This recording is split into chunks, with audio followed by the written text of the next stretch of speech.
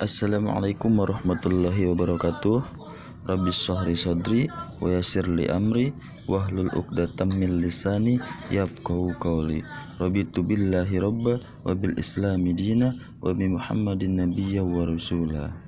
Oke teman-teman, di video kali ini saya akan sedikit membahas tentang konsep iman, tauhid, dan akidah.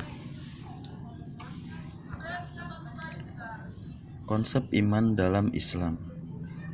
Kata iman berasal dari kata kerja amina yu'manu amanan, yang berarti percaya, menunjuk sikap batin yang terletak dalam hati.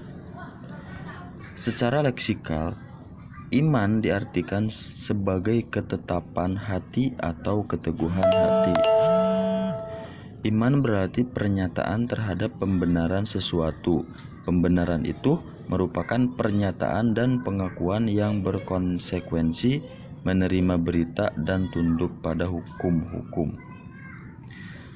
Iman secara bahasa bermakna at-tasdiq al-jazm, pembenaran pasti, dan al-iqrar, penetapan.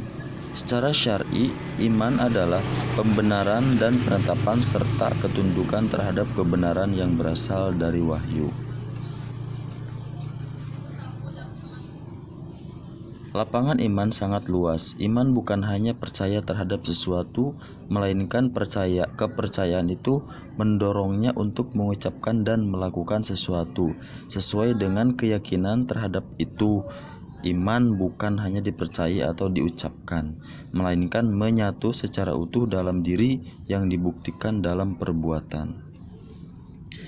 Di dalam Al-Quran surat Al-Baqarah ayat 165 berbunyi, "Dan di antara manusia ada yang menyembah Tuhan selain Allah sebagai tandingan, yang mereka cintai seperti mencintai Allah. Adapun orang-orang yang beriman sangat besar cintanya kepada Allah. Sekiranya orang-orang yang berbuat zalim itu melihat ketika mereka melihat azab pada hari kiamat, bahwa kekuatan itu semua milik Allah dan bahwa Allah sangat berat azabnya, niscaya mereka menyesal." Definisi iman dalam hadis, al-imanu aqdun bil qalbi wa iqrarun bil lisani wa amalun bil arkan. Hadis riwayat Ibnu Majah At-Tabrani.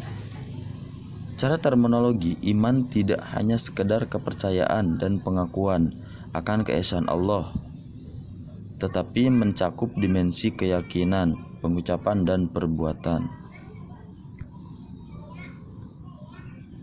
Iman sama dengan tauhid. Dalam ajaran Islam, iman disebut juga dengan tauhid, adalah ajaran tentang keesaan Allah. Tauhid secara etimologi berasal dari bahasa Arab, masdar dari kata wahada yuwahidu tauhidan, yang berarti keesaan. Iman atau tauhid berarti mempersatukan atau mengesahkan. Sekedar mengimani Allah itu ada bukanlah iman, sampai keimanan itu melahirkan penerimaan berita dan tunduk pada hukum. Bila tidak, maka bukan disebut iman.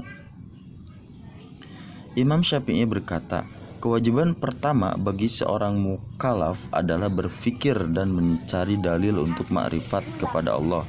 Arti berfikir adalah melakukan penalaran dan perenungan kalbu untuk makrifat kepada Allah.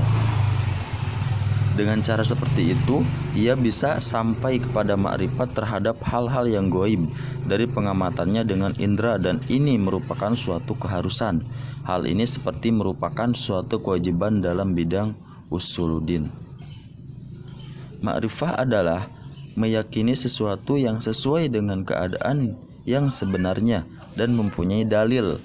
Jadi makrifah kepada Allah adalah meyakini tentang sifat yang wajib, yang mustahil, dan yang zaij bagi Allah Subhanahu wa ta'ala yang disertai dalil. Dalil terbagi dua. Yang pertama, dalil tafsili atau mengetahui dalil sesuai sesuatu secara terperinci. Yang kedua, dalil ijmali, mengetahui dalil dari sesuatu secara global. Inti iman atau tauhid meyakini bahwa Allah itu esa atau tunggal dalam semua aspek. Kemahaesaan Allah itu adalah mutlak dan absolut, tanpa sekutu dan tanpa konsep melahirkan dan dilahirkan. Firman Allah di dalam surat Al-Ikhlas yang artinya, katakanlah Muhammad, dialah Allah yang Maha Esa, Allah tempat meminta segala sesuatu, Allah tidak beranak dan tidak pula diperanakan, dan tidak ada sesuatu yang setara dengan Dia. Kemudian konsep Tuhan menurut agama lain, yaitu Tuhan menurut agama Yahudi atau Uzair adalah anak Allah, tertera di dalam Quran surat At-Taubah ayat 30. Kemudian yang kedua, Tuhan menurut agama Nasrani dengan konsep Trinitas, Tuhan Bapa, Tuhan Allah, dan Roh Kudus. Kemudian Tuhan menurut agama Majusi, Ahura Mazda atau cahaya, dan Ahriman, kegelapan. Kemudian Tuhan menurut agama Sabiyah, percaya kepada roh-roh nenek moyang. Kemudian Tuhan menurut agama Hindu dengan konsep Trimurti, Brahma, Siwa, dan Wisnu. Kemudian Tuhan menurut agama Buddha atau Brahma.